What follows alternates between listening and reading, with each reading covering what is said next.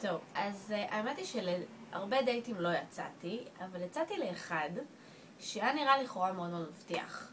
כי יצאתי לאיזה פאב ופתאום אני קולטת בחור ממש ממש חתיך, ואמרתי יואו, הלוואי והוא יתחיל איתי, ובאמת בשנייה לפני שאני נכנסת למונית וככה אומרת יואו, איזה מהמם הוא ככה טופח לי על הכתף ואומר לי, תמה הטלפון שלך, כותב את הטלפון על היד שלו, הכל נורא נורא דרמטי, כמו בסרטים, כמו איזה בקומדיה רומנטית אמריקאית.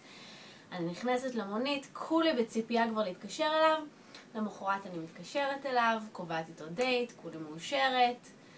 נפגשים באיזה מסעדה ככה כלילה, מתחילים לדבר, לאט לאט השיחה נהפכת קצת ליותר ויותר עמוקה, ואז אני מגלה שאותו בחור הוא חתיכת גזען, סטלן, זה התחיל מזה, אני מעשן מדי פעם פה ושם כזה, אתה יודע, ג'וינטים עד לכל מיני סמים שאני אפילו כאילו הכי חנונית בעולם, לא היה לי מושג על מה הוא מדבר, ואז הבנתי שאנחנו לא כל כך מתאימים, ואז הוא התחיל להגיד לי כמה כל העדות, הוא שונא את כל העדות, את כל הצבעים, את כל המינים, אסיה, אפריקה, כל המשתמע מזה, שאני הבן אדם הכי לא כזה, ואז הבנתי שאין לי מה להתקדם, לאט לאט היופי הענק הזה, הגבר המדהים הזה, לאט לאט היה נראה לי באמת באמת מכוער, כל הקלישאות נכונות.